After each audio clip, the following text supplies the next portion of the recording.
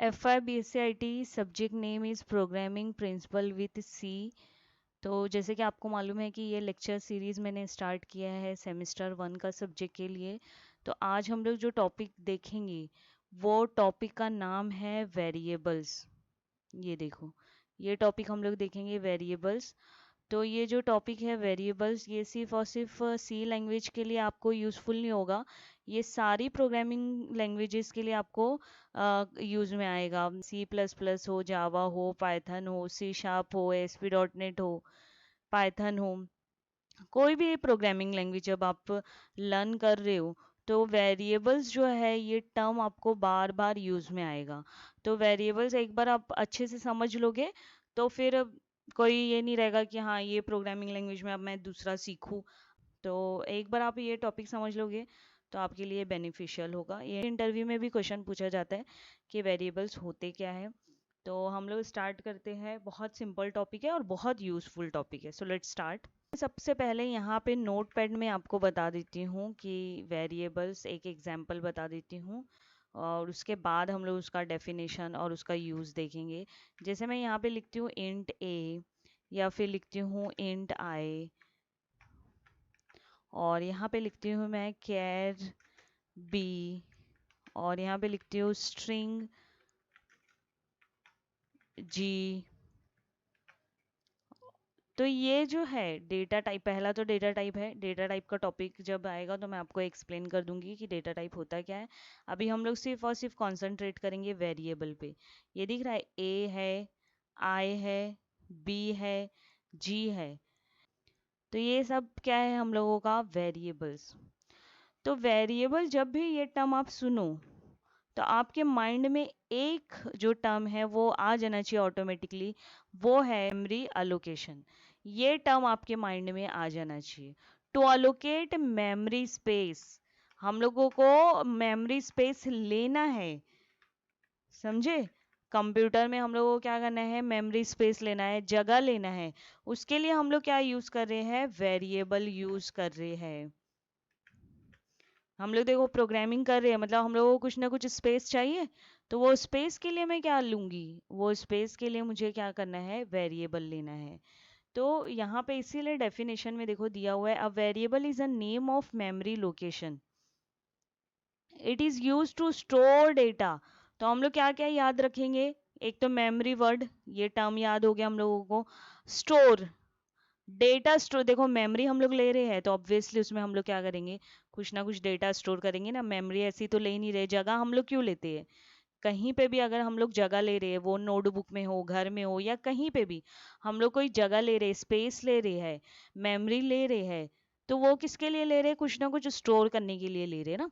तो वो क्या होता है हम लोगों का, वेरिएबल होता है। Variable is a name of the memory location, it is use to store data, its value can be change, उसका वैल्यू चेंज हो सकता है। ऐसे नहीं कि एक बार मैंने जो वैल्यू स्टोर किया वो ही वैल्यू रहेगा। मैं क्या कर सकती हूँ, उसका वैल्यू चेंज कर सकती हूँ। And and it can B reused many time, obviously change कर रही हूँ मतलब क्या हो रहा है, मैं उसको बार बार यूज कर सकती हूँ। इसीलिए देखो एकदम सिंपल डेफिनेशन है, a variable is a name of memory location, it is used to store data, its value can be changed and it can be reused many time।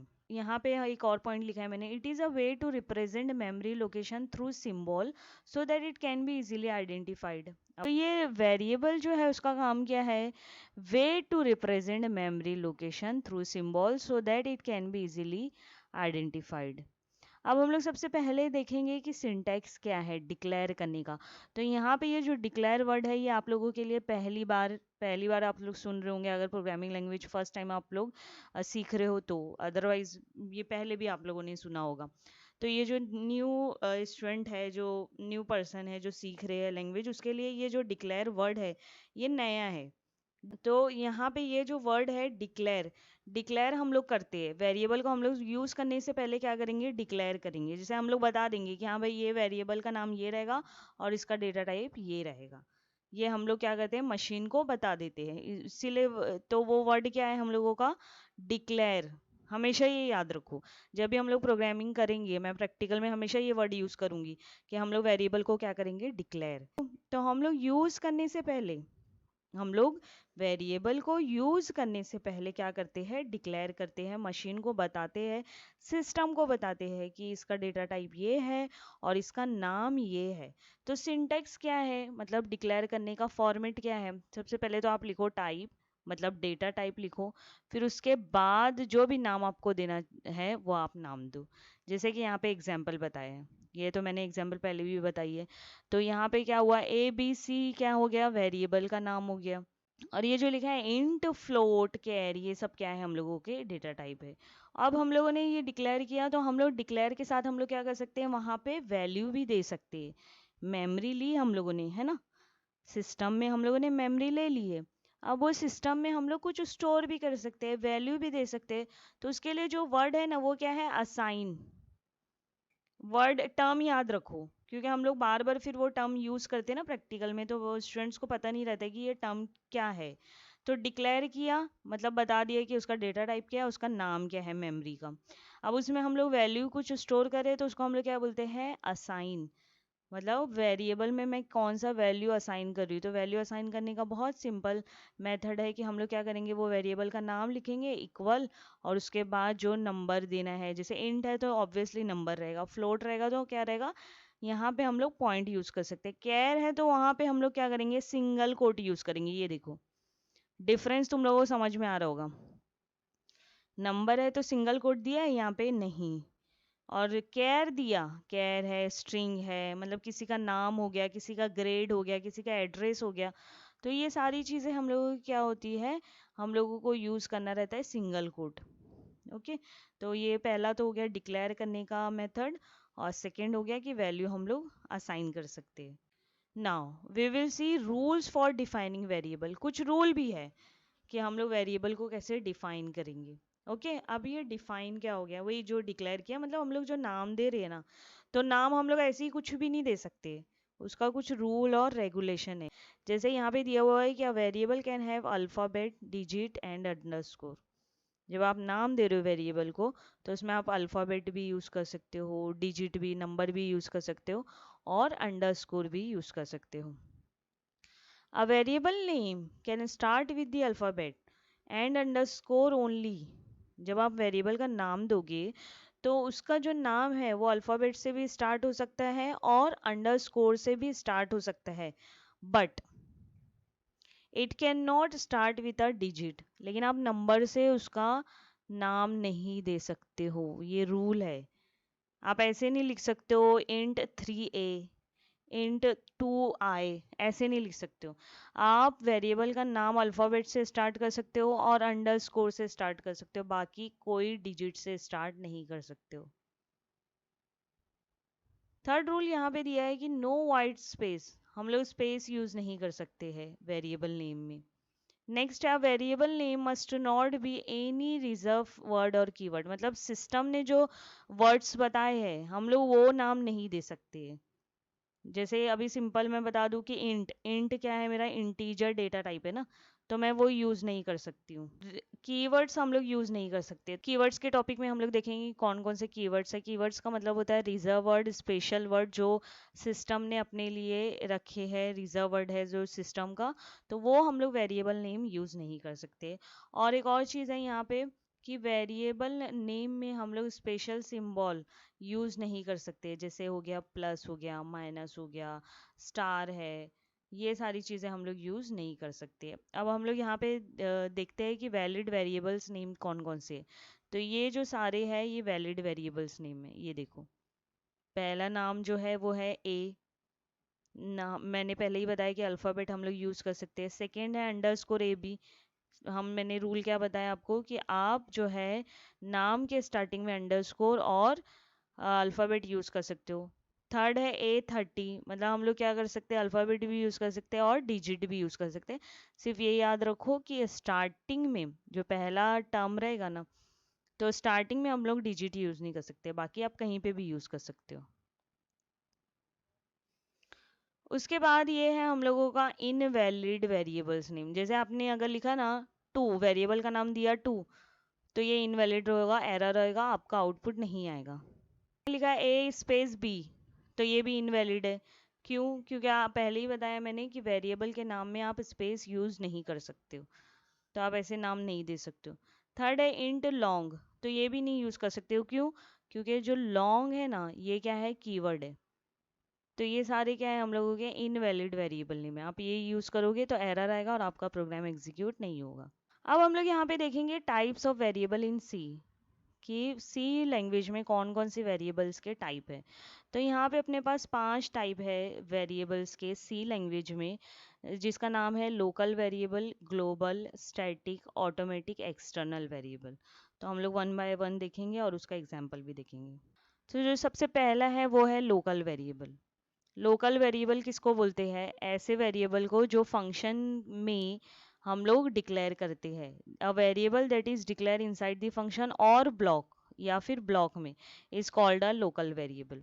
अब देखो यहाँ पे एक जो टर्म है वो आप लोगों के लिए न्यू आ गया है, वो है फंक्शन। तो ये फंक्शन का जब टॉपिक आएगा तो आपको इजीली समझ में आएगा। इसको अपने को इतना एकदम बाय हार्ट नहीं करना है। ये जब देखो हम लोग प्रैक्टिकल में यूज करते जाएंगे ना, तो ये ऑटोमेटिकली आप लर्न करोगे, समझे? तो यहाँ पे आप सिर्फ ये याद रखो कि लोकल वेरिएबल किसको बोलते हैं, कि जब हम लोग ब्लॉक में या फंक्शन के अंदर वेरिएबल को डिक्लेयर करते हैं ना, तो उसको हम लोग क्या बोलते हैं, लोकल वेरिएबल। ठीक है, ये तो हो गया। अब ग्लोबल वेरिएबल मतलब a variable that is declare outside the function. Function के बाहर हम लोग उसको डिक्लेयर करते हैं, तो उसको क्या बोलते हैं, global variable. Any function can change the value of the global variable. कोई भी फंक्शन, अपने प्रोग्राम में कितने भी फंक्शन होंगे ना, तो वो लोग क्या कर सकते हैं, ग्लोबल वेरिएबल का वैल्यू चेंज कर सकते हैं। ग्लोबल वेरिएबल क्या होता है, it is available to all the function, ये सब के लिए होता है। ग्लोबल सब के लिए होता है, और जो लोकल होता है ये सिर्फ फंक्शन वन, मतलब जिसमें हम लोगों ने डिक्लेयर किया है ना, सिर्फ उसी के लिए अवेलेबल होगा, बाकी लोग कोई यूज़ नहीं कर सकते। लेकिन ग्लोबल दिया मतलब हर कोई उसको यूज़ कर सकता है पूरे प्रोग्राम में। ओके, यहाँ पे देखो एग्जाम्पल दिया है, फंक्शन से पहले उसको यूज़ किया, तो फंक्शन के बाहर क्या किया है, उसको डिक्लेयर किया है, फंक्शन से पहले ही उसको डिक्लेयर किया है। ये ग्लोबल हो गया और ये local. Next is static variable. Static variable क्या होता है, जो हम लोग वेरिएबल के साथ स्टैटिक कीवर्ड यूज करते हैं, तो वो वेरिएबल क्या बन जाता है, अपना स्टैटिक वेरिएबल बन जाता है। और उसका काम क्या होता है, it retain its value between multiple function call. जैसे कि यहाँ पे तुम लोग देख रहे हो, यहाँ पे हम लोगों ने एक फंक्शन लिखा है, फंक्शन वन। तो ये जो हो गया हम लोगों का क्या है, लोकल वेरिएबल, और ये क्या है हम लोगों का स्टैटिक वेरिएबल। क्यों स्टैटिक? क्योंकि स्टैटिक कीवर्ड यूज़ किया तो अपने को समझ में आ गया कि ये क्या है, स्टैटिक वेरिएबल है। और स्टैटिक वेरिएबल का काम क्या होता है, retain its value between multiple function call. जैसे कि यहाँ पे देखो एग्जाम्पल में देखो, if you call this function many time, अगर आप बार बार ये फंक्शन को कॉल करोगे, the local variable will print the same value, ये प्रिंट करेगा 10। हाँ, for each function call, for example 11 11 11, क्योंकि यहाँ पे क्या है, x equal to x plus one, तो क्या हो जाएगा 10 plus one 10 plus one 10 plus one. आप जितनी बार उसको कॉल करोगे ना, तो आपका आंसर जो आएगा क्या आएगा, 11 11 11, जितनी बार आप एग्जीक्यूट करोगे। लेकिन स्टैटिक का क्या होगा, but the static variable will print the incremented value in each function call. तो आउटपुट क्या आएगा आपका, पहले आएगा 11, फिर आएगा 12, फिर आएगा 13, ये देखो,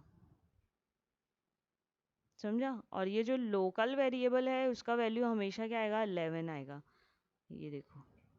लेकिन इसका क्या रहता है, इसका यहाँ पे स्टैटिक वेरिएबल क्या करेगा, इंक्रीमेंटेड वैल्यू प्रिंट करते जाएगा। Next is automatic variable. All variable in C that are declare inside the block. पहले तो आपको याद रखना है, ऑटोमेटिक वेरिएबल हम लोग कहाँ डिक्लेयर करेंगे, inside the block. Are automatic variable by default, we can explicitly declare an automatic variable using auto keyword. तो आपको वहाँ पे क्या यूज करना पड़ेगा, ऑटो कीवर्ड यूज करना पड़ेगा। हम लोगों ने पहले देखा लोकल वेरिएबल, तो लोकल वेरिएबल में भी हम लोगों ने देखा कि उसको कहाँ पे डिक्लेयर करते हैं, इनसाइड द ब्लॉक। तो ऑटोमेटिक और लोकल में कैसे डिफरेंस हम लोग समझेंगे, कि ऑटोमेटिक जो वेरिएबल हम लोग डिक्लेयर करें वो ऑटो कीवर्ड के साथ यूज करेंगे। यहाँ पे एग्जांपल दिया है ऑटो, फिर int y equal to 20, automatic variable ये हो गया। ओके, नेक्स्ट हम लोग का लास्ट वेरिएबल की टाइप है, उसका नाम है external variable. We can share a variable in multiple C source file. इसका काम क्या होता है, वो हम लोग क्या कर सकते हैं, वो वेरिएबल को शेयर कर सकते हैं मल्टीपल सी सोर्स फाइल में। किसके थ्रू, एक्सटर्नल वेरिएबल के थ्रू। और उसके लिए हम लोग जो कीवर्ड यूज करते हैं उसका नाम है एक्सटर्न। एक्सटर्न कीवर्ड यूज किया, इसका मतलब है कि वो वेरिएबल क्या बन गया, एक्सटर्नल वेरिएबल बन गया। और हम लोग क्या कर सकते हैं, उसको मल्टीपल सी सोर्स फाइल में क्या कर सकते हैं, उसको यूज कर सकते हैं कि इसको एक्सटर्न वेरिएबल को, तो कोई भी कितनी भी फाइल में हम लोग क्या कर सकते हैं, उसको यूज कर सकते हैं। तो ये था हम लोगों का वेरिएबल्स की टाइप। और वेरिएबल का यहाँ पे मैंने आपको डेफिनेशन बताया, रूल्स बताया। फिर भी अगर कुछ डाउट है तो आप कमेंट में लिख सकते हो। और मैं इसका नोट्स का लिंक भी आपको डिस्क्रिप्शन में बॉक्स में दे दूंगी। और नेक्स्ट सेशन में हम लोग नेक्स्ट टॉपिक देखेंगे। Thank you.